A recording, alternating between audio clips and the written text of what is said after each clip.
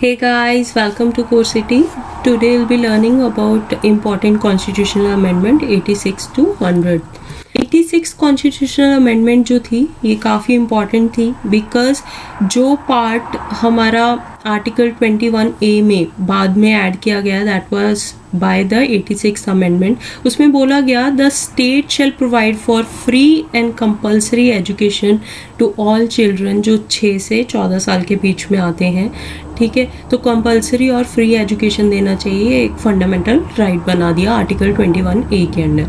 उसके बाद आर्टिकल 45 एक डायरेक्टिव प्रिंसिपल ऐड किया गया जिसमें ऐड किया गया कि स्टेट को अर्ली चाइल्डहुड केयर और एजुकेशन फॉर ऑल, ठीक है, प्रोवाइड करनी चाहिए अनटिल वो 6 साल का नहीं हो जाता.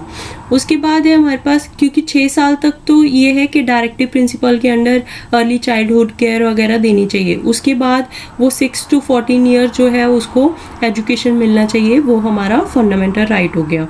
उसके बाद उन्होंने एक फंडामेंटल ड्यूटी भी ऐड की आर्टिकल 51A के अंडर जिसमें लिखा it shall be the duty of every citizen of India who is parent और guardian to provide opportunity for education. मतलब अपने चाइल्ड और वार्ड को उनको पढ़ने के लिए भेजना चाहिए, उनको अपॉर्चुनिटी प्रोवाइड करनी चाहिए कि वो पढ़ पाएँ. ठीक है, जब वो 6 से 14 साल के बीच में है. ठीक है, 9th कॉन्स्टिट्यूशनल अमेंडमेंट, इसमें हमारे पास बाइफ्रिकेट कर दिया एक कमीशन को 2 में, that is national commission for scheduled caste and scheduled tribe को सेपरेट बॉडीज बना दिया.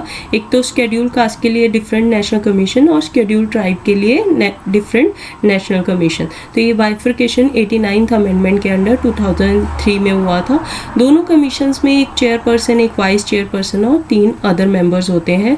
ये प्रेसिडेंट के द्वारा अपॉइंट किए जाते हैं, वो वेलफेयर के लिए सोचते हैं उन पर्टिकुलर पीपल के लिए. फाइन. उसके बाद है हमारा 97th कॉन्स्टिट्यूशनल अमेंडमेंट, ये 2011 में हुआ.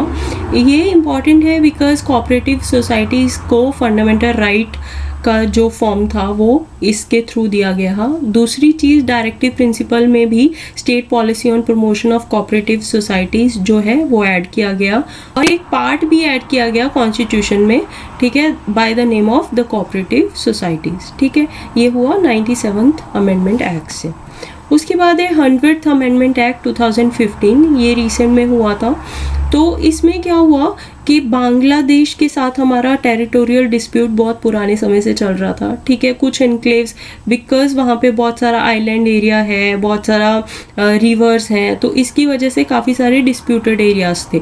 तो कुछ टेरिटरीज जो बांग्लादेश की टेरिटरी की तरफ जा रही थी वो बांग्लादेश को देके टेरिटोरियल एक्सचेंज किया गया और बांग्लादेश ने कुछ टेरिटरीज ट्रांसफ़र की इंडिया को.